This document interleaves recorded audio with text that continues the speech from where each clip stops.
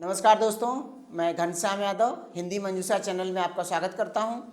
दोस्तों, आज जो मैं वीडियो आपके सामने लेकर आने वाला हूं, जो इस वीडियो में आज बात मैं करने वाला हूं, इसमें हिंदी व्याकरण की बात होगी। और ये हिंदी व्याकरण जो है हिंदी की सभी परीक्षाओं के लिए बहुत ही उपयोगी साबित होने वाला है। खास करके यूपी पुलिस की परीक्षा है, बीएड का बैच जो अभी बीएड की परीक्षा आने वाली, एंट्रेंस एग्ज़ाम होने वाला है, इसके अलावा और सभी टीचिंग की जितनी भी परीक्षाएं हैं उसमें सब में ये काम होने वाला इसका है। बहुत ही महत्वपूर्ण क्लास आज की होने वाली है। तो दोस्तों, आज का जो हमारा ये वीडियो है ये अव्यय के ऊपर होगा कि अव्यय क्या है, उसकी परिभाषा, उसकी पहचान, फिर अव्यय के भेद क्या क्या हैं। ठीक है, उसमें क्रिया विशेषण है, संबंध बोधक है, समुच्चय बोधक है, विस्मयादि बोधक अव्यय हैं। ये हैं उनके क्रिया विशेषण के क्या कार्य हैं, हम इसके बारे में बात करेंगे। ठीक है, तो दोस्तों, आप अगर इस चैनल पर पहली बार आए हैं तो आप इस चैनल को सब्सक्राइब करें ताकि आपको अगले वीडियो का नोटिफिकेशन जल्दी से जल्दी मिल सके, और आप अपने दोस्तों को इसको शेयर भी करें, और वीडियो को देखने के बाद आपको अच्छा लगता है तो इसको लाइक करना ना भूलें। ठीक है, तो आइए दोस्तों, हम शुरू करते हैं आज की अपनी क्लास, जिसमें हम टॉपिक पर बात करने वाले हैं वो क्या है, अव्यय। ठीक है, तो सबसे पहले हम क्या करेंगे, अव्यय की परिभाषा देखेंगे। अव्यय क्या है? अव्यय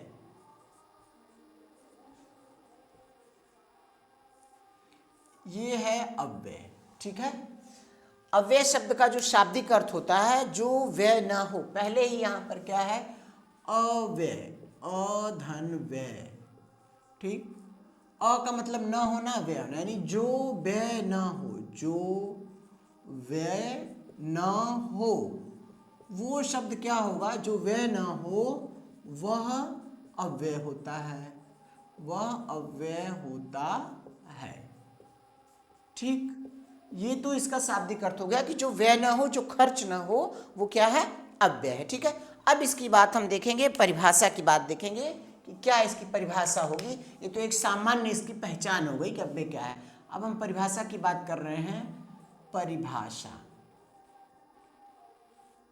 तो वह शब्द जिसके रूप में लिंग, वचन, पुरुष, कारक आदि के कारण कोई विकार उत्पन्न न हो। ठीक है, वह शब्द जिसके रूप में, या जिस शब्द में, इसको भी कह सकते हैं, वह शब्द जिसके रूप में लिंग, वचन, कारक, काल इत्यादि व्याकरणिक कोटियों, इत्यादि व्याकरणिक कोटि, व्याकरणिक कोटियों का कोई प्रभाव न पड़े, व्याकरणिक कोटियों के कारण कोई परिवर्तन ना हो, के कारण कोई विकार उत्पन्न न हो, कोई विकार उत्पन्न न हो, या कोई परिवर्तन न हो, या उस शब्द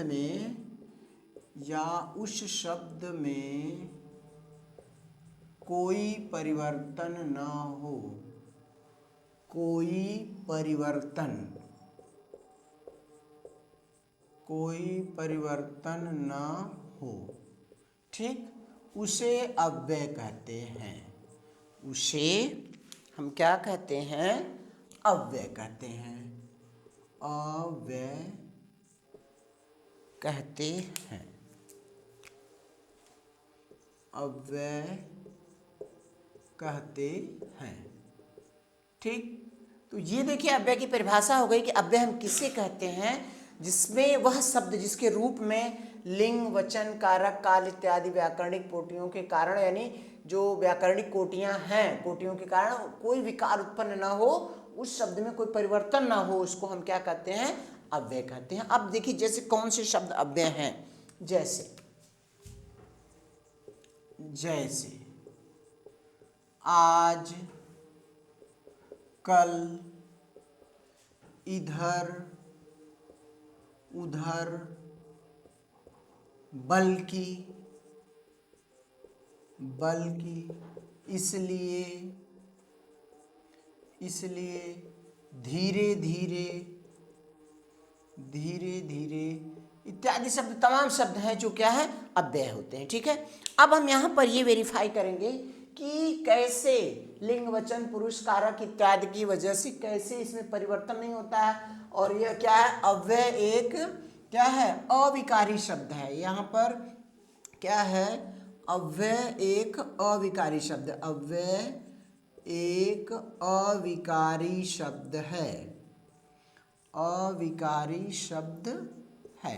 और अव्यय के जितने भेद होंगे वे सभी भी अविकारी होंगे, जैसे क्रिया विशेषण संबंध बोधक समुच्चय बोधक विस्मयाद बोधक अव्यय, ये सभी क्या होते हैं अविकारी होते हैं। ठीक, तो अब हम देखते हैं क्या अविकारी का अर्थ, यानी वही जो अविकारी जिसमें कोई परिवर्तन ना हो, अविकारी शब्द अर्थात जिसमें कोई विकार ना हो, अर्थात जिसमें कोई विकार ना हो, जिसमें कोई विकार न हो वह अव्यय है। ठीक है, अर्थात जिसमें कोई विकार ना हो वो क्या है अविकारी शब्द है। ठीक है, अब जैसे उदाहरण की बात कर रहे हैं, आज शब्द हम ले रहे हैं। ठीक है, कि श्याम आज स्कूल जाएगा या स्कूल जा रहा है, एक हमने ये ले लिया उदाहरण ले लिया। ठीक, कि श्याम आज स्कूल जा रहा है। ठीक है, अब कह रहे हैं कि इसमें अव्यय शब्द है कौन, पहले देखिए अव्यय शब्द क्या है, ये अव्यय है। आज शब्द क्या इसमें है अव्यय है। अब ये है, हम इसको वेरीफाई करेंगे कि क्या लिंग वचन पुरुष कारक के अनुसार इसमें कोई परिवर्तन हो रहा है।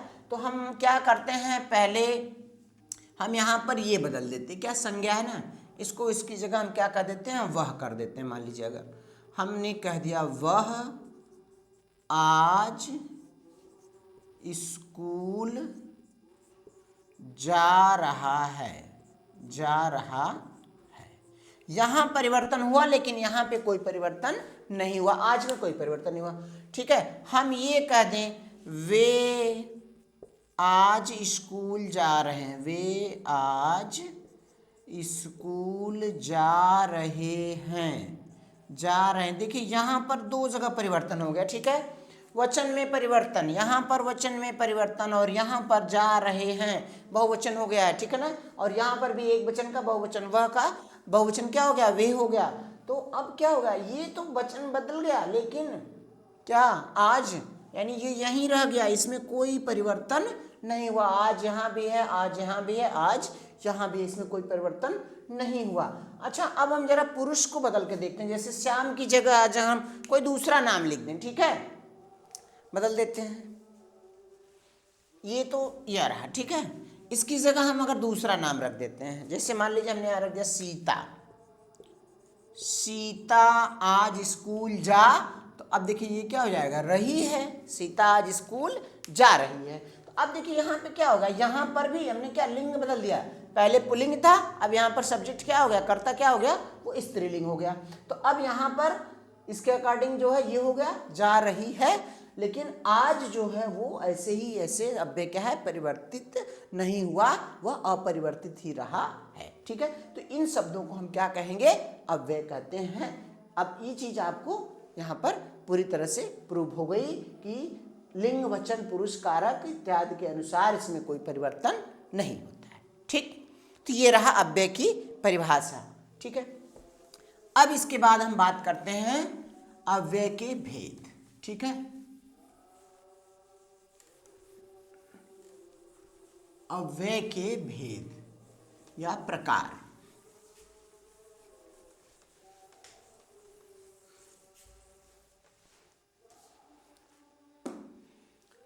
अव्यय के भेद, अव्यय के भेद, अव्यय के चार भेद हैं। ठीक, अव्यय के चार भेद हैं, अव्यय के चार भेद हैं। ठीक, कौन कौन सा है, पहले हम चारों नाम यहाँ पे लिख देते हैं। सबसे पहला है क्रिया विशेषण अव्यय, क्रिया विशेषण अव्यय।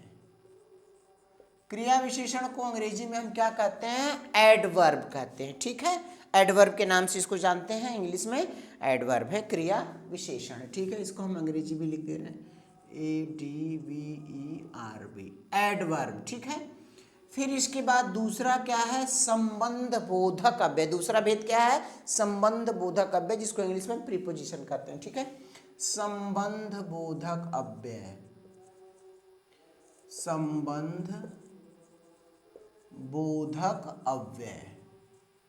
संबंध बोधक को हम क्या कहते हैं? प्रीपोजिशन कहते हैं, POSITION।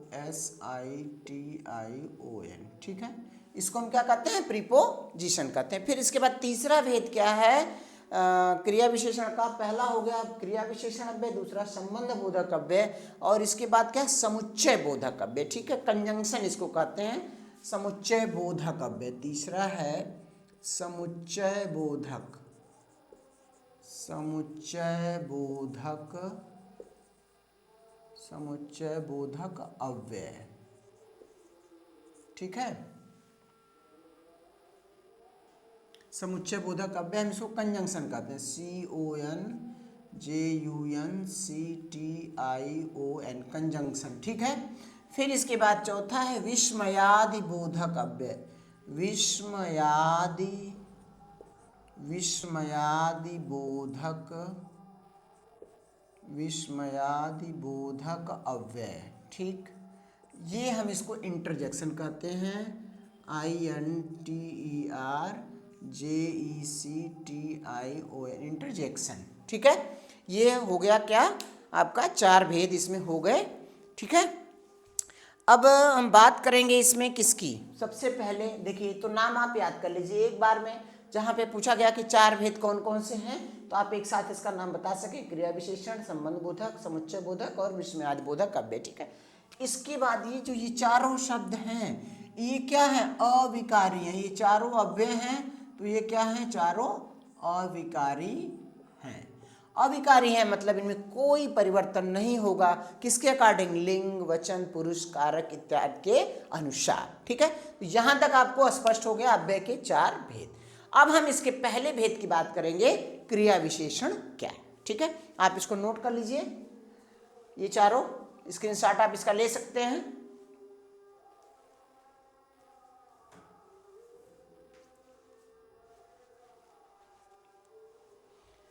ठीक है, आपने इसे नोट कर लिया होगा। अब हम बात करते हैं इसमें से जो पहला देखिए है, क्या है?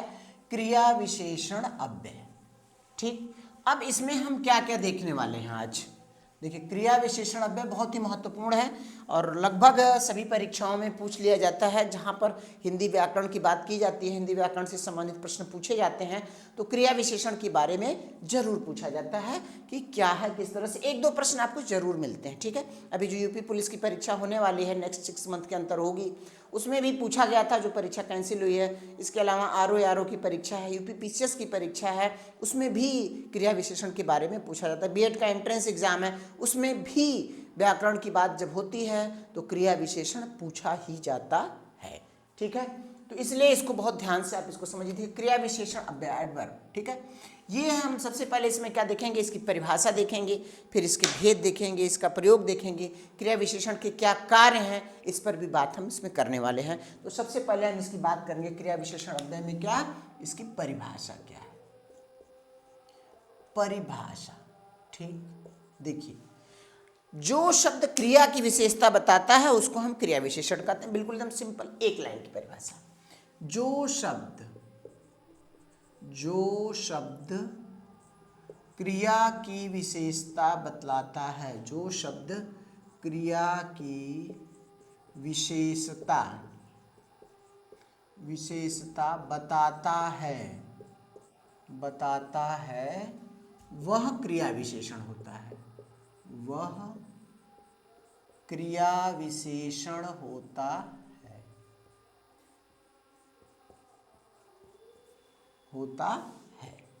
ठीक, जैसे एक उदाहरण मैं आपको लिख के बता दे रहा हूं, जैसे देखिए,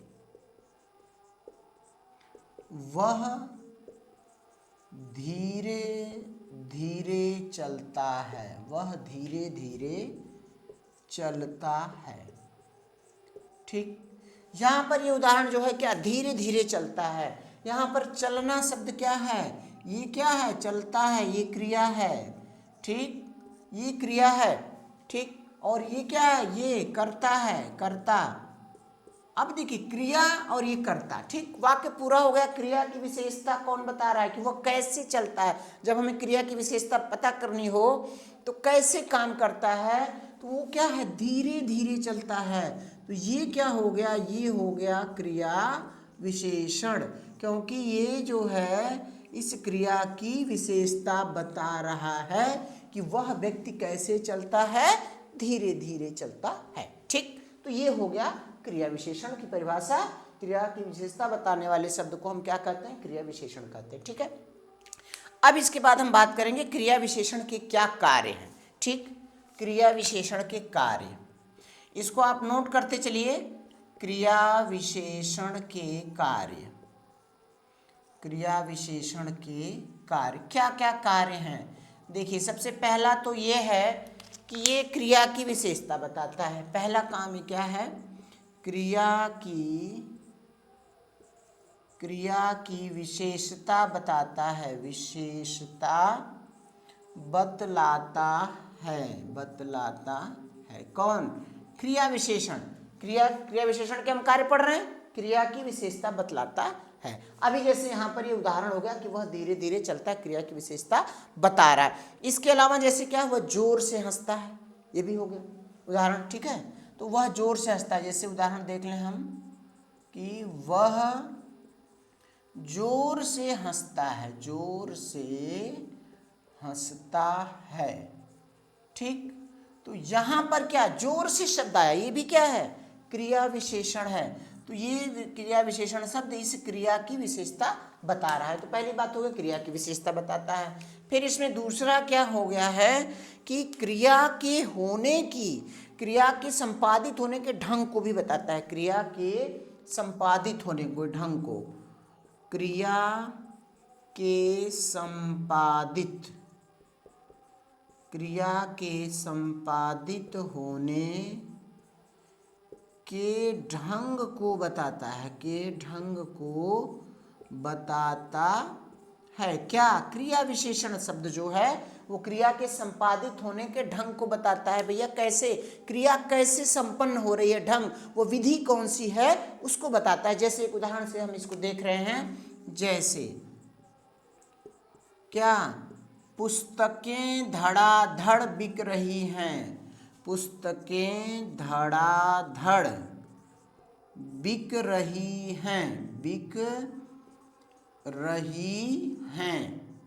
ठीक है, तो यहां पर देखिए ये शब्द जो आया, क्या, पुस्तकें तो बिक रही हैं, ये तो क्रिया है। ठीक है, लेकिन ये शब्द जो है धड़ाधड़ शब्द बता रहा है, कैसे, किस तेजी के साथ बिक रही हैं पुस्तकें, एकदम आई और तुरंत खत्म हो जा रही है मार्केट में। ठीक है, तो ये शब्द बता रहा है बिकने की विशेषता की, पुस्तकें धड़ाधड़ बिक रही हैं, उसके ढंग को बता रहा है, उसकी किस तरह से वो बिक रही है। ठीक है, एक तो ये होगा। फिर अगला अर्थ है, क्रिया के निश्चितता की बात करता है। ठीक है, क्रिया विशेषण क्रिया की निश्चितता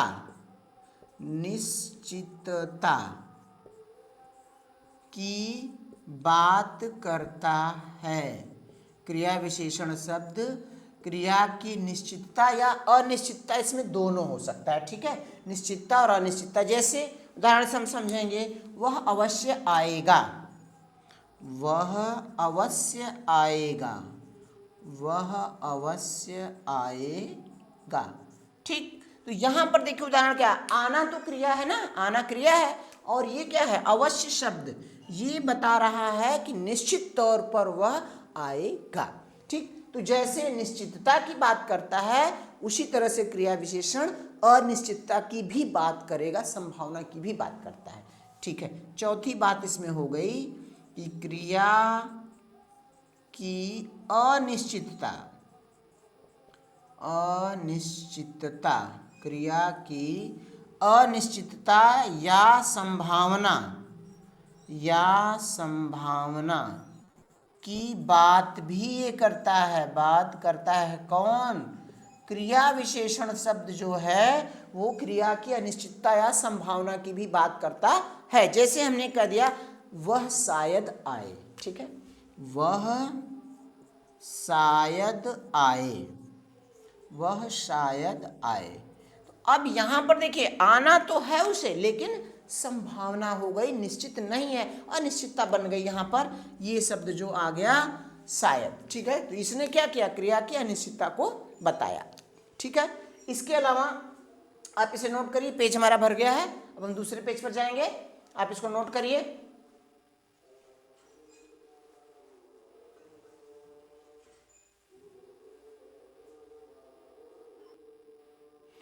हाँ, तो आपने इसे लिख लिया होगा। अब देखिए हम बात कर रहे हैं, अगले पेज पर हम इसकी बात करेंगे कि अभी इसके दो और कार्य हैं। हम क्रिया विशेषण के कार्य की बात करें, क्रिया विशेषण क्या काम करता है, ठीक है। क्रिया विशेषण के कार्य, देखिए अभी आपने लिखा क्या, क्रिया विशेषण में 3 कार्य इसके हो गए। अब इसका अगला कार्य क्या है, वो है कि क्रिया विशेषण क्रिया के होने की निषेध और स्वीकृति। चौथा ये है क्रिया विशेषण, क्रिया विशेषण क्रिया के होने की स्थिति, क्रिया के